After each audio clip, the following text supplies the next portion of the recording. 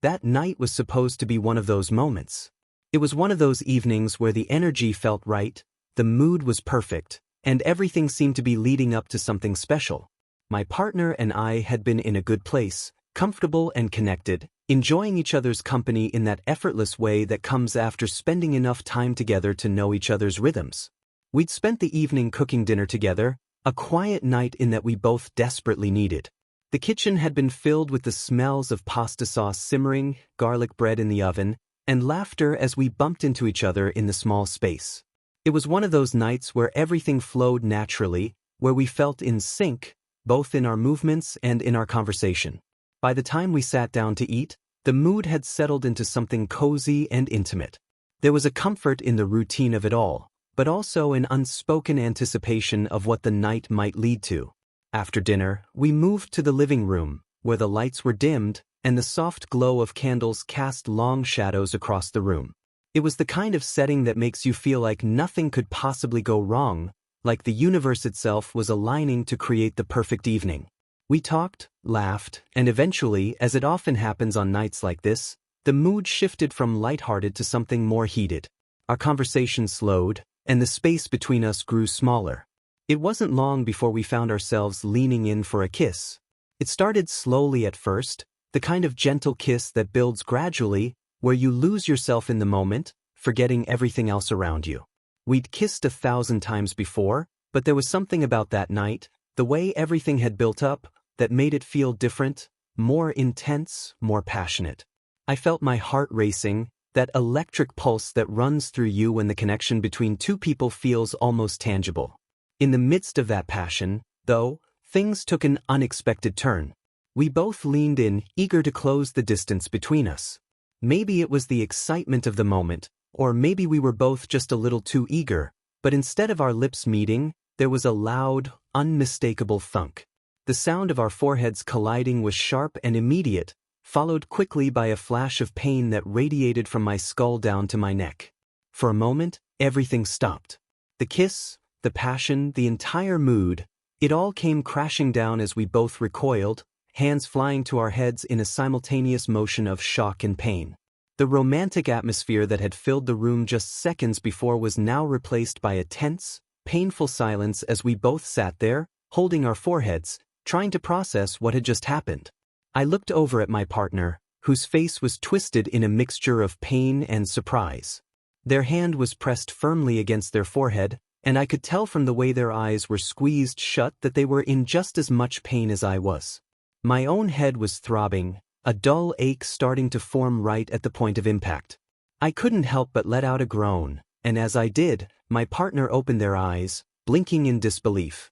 In the days that followed, as I stayed with my friend and tried to clear my head, she unleashed a barrage of manipulative tactics. Text messages alternated between angry accusations and tearful apologies.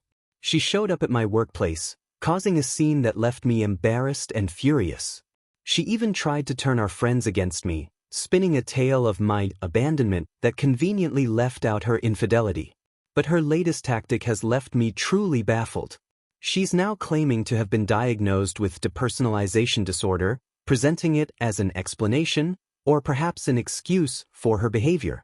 According to her, this condition caused her to act out of character, to make decisions that weren't really her.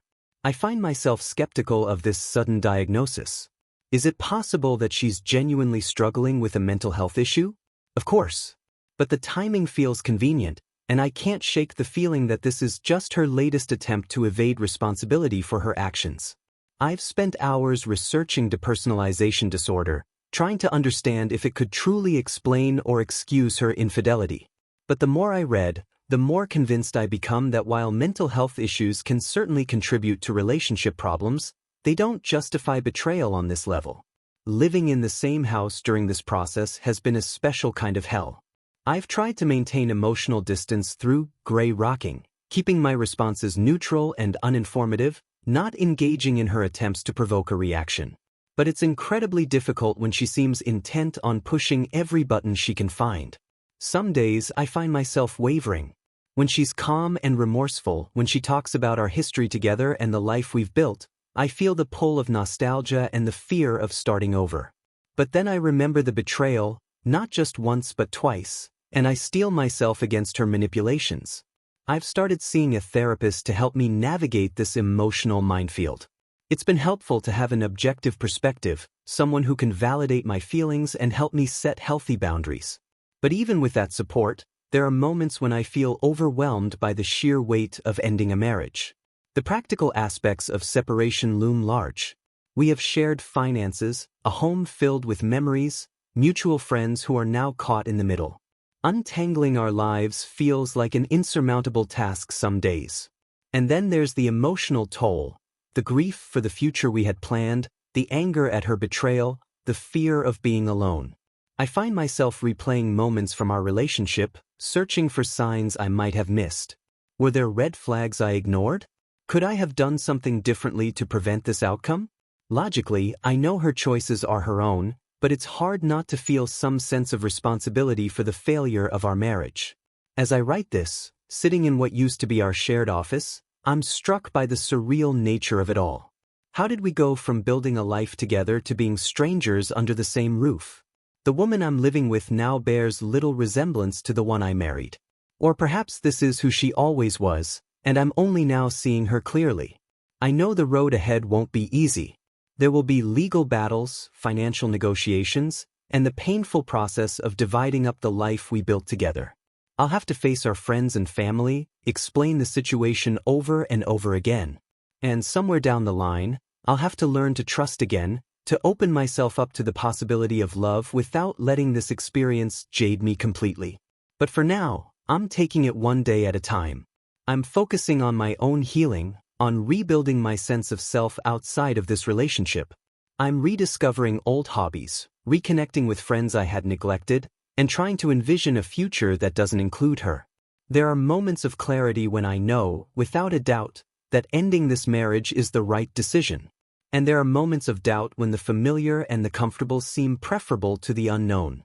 But I'm learning to trust my instincts, to value my own well-being over the comfort of the status quo. As I prepare to meet with my lawyer tomorrow, to take the next steps in making this separation official, I find myself feeling a mix of emotions. There's sadness, of course, for the end of something that once held so much promise. There's fear of the unknown future ahead. But there's also a glimmer of hope that on the other side of this pain, there's a chance for genuine happiness and a relationship built on trust and mutual respect. I don't know what the future holds, but I do know that I deserve better than a relationship marred by repeated betrayal and manipulation. It won't be easy, but I'm committed to moving forward, to healing, and to eventually finding peace with the end of this chapter in my life.